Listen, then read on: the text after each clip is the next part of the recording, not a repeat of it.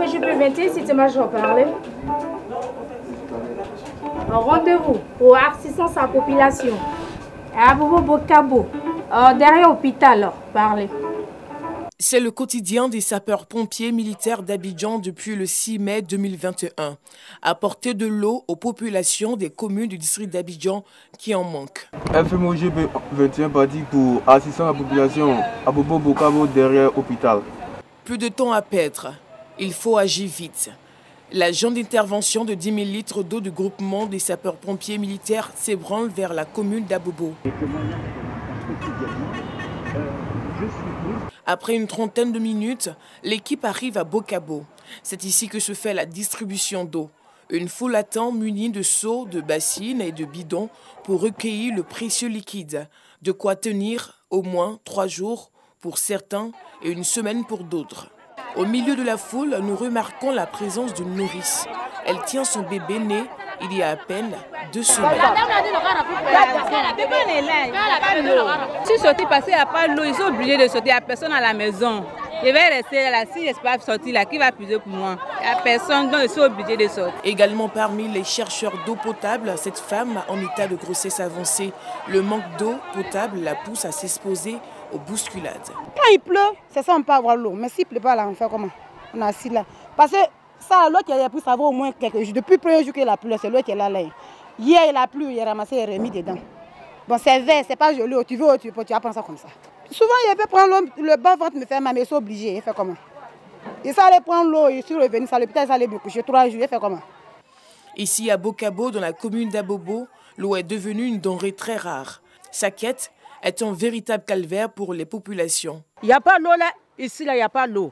Dans 2 jours là, c'est la pluie là qui vient.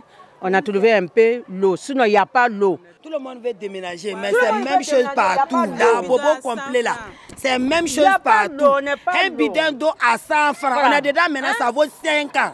On a un compteur, on n'a pas l'eau. On paye entretien, on paye entretien.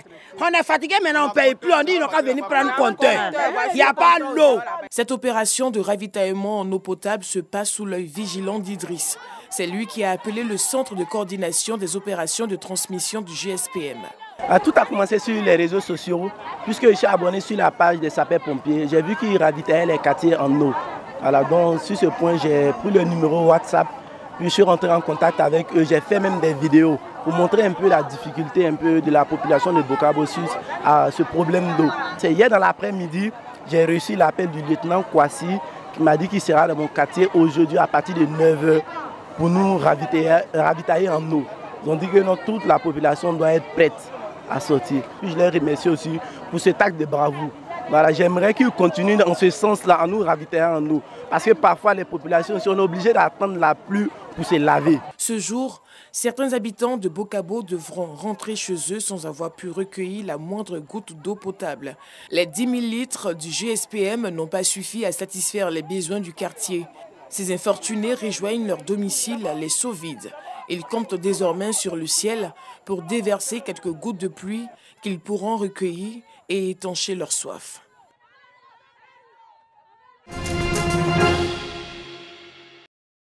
Depuis quelques jours, l'eau a cessé de couler dans les robinets de certains ménages dans des quartiers de la commune d'Abobo. À cela s'ajoute le problème des rationnements de l'électricité. Une situation déplorée par population et autorités municipales. Nous constatons que la situation ne s'améliore pas suffisamment aux yeux de nos concitoyens qui régulièrement organisent des marches pour réclamer de l'eau dans les robinets. Nous enregistrons également des plaintes des commerçants et autres activités qui sont sérieusement impactées par les nombreuses coupures d'électricité. Pour rassurer les habitants de cette cité, une délégation du ministère de l'Hydraulique et de l'Énergie s'est rendue dans la dite cité pour une rencontre d'échange et d'information.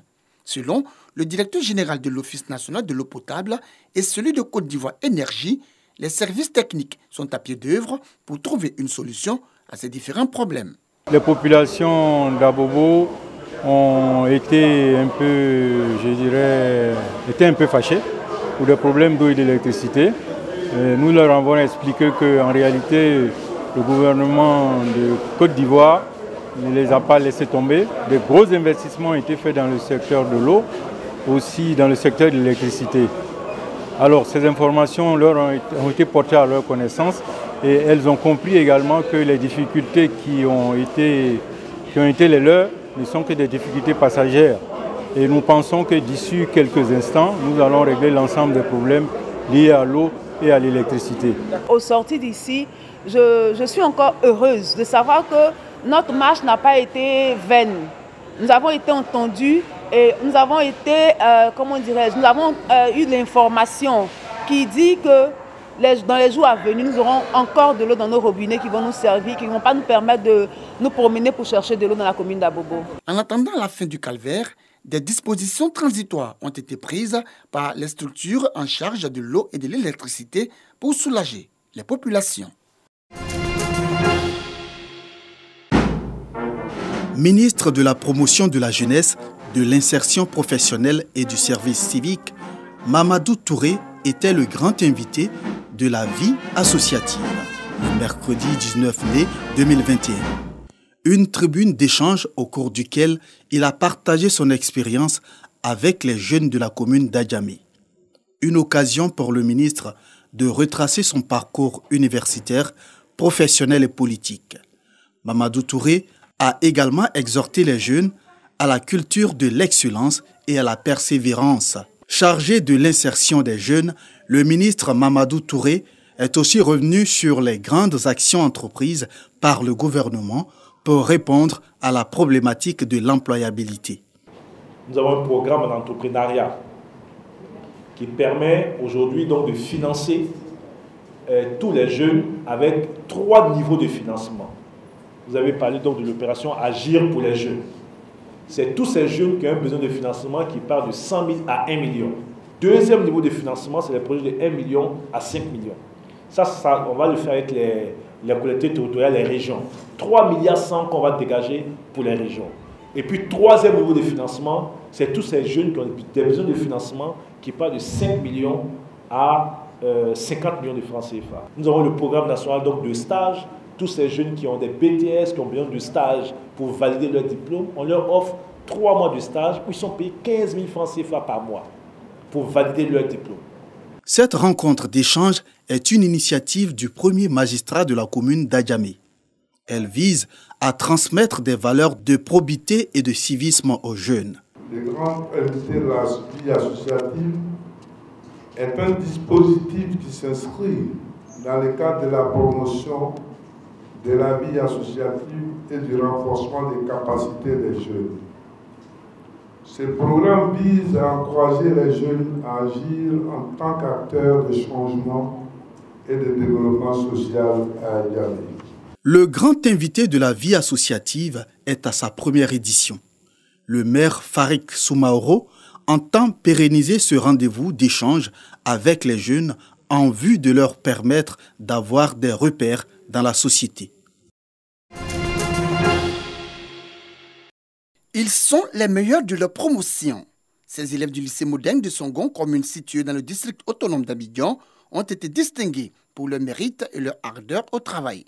Une initiative de la jeunesse Côte d'Ivoire plurielle, JCIP, qui vise à encourager et à féliciter ses apprenants, mais surtout à prôner l'excellence à l'école. C'est autour de la problématique Agir ensemble dans l'école pour la promotion du citoyen modèle que cette cérémonie de distinction a été initiée. Objectif, faire des élèves des modèles et des citoyens responsables dans la société. L'objectif, c'est de permettre aux jeunes d'être un modèle pour la société, leur donner des valeurs qui peuvent leur permettre d'être des bons citoyens. Donc, nous pouvons dire que nous avons atteint quelque part notre objectif qui visait à sensibiliser les jeunes sur les valeurs de la République.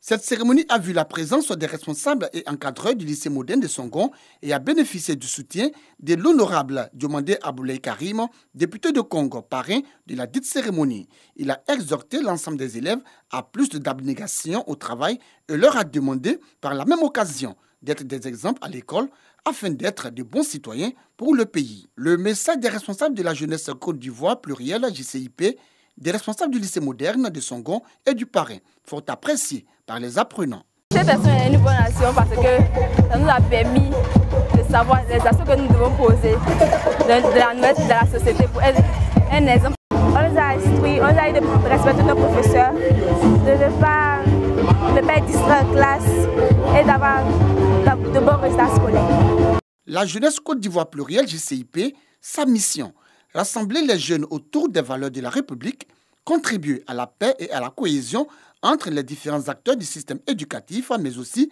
contribuer à la paix et à la stabilité en Côte d'Ivoire.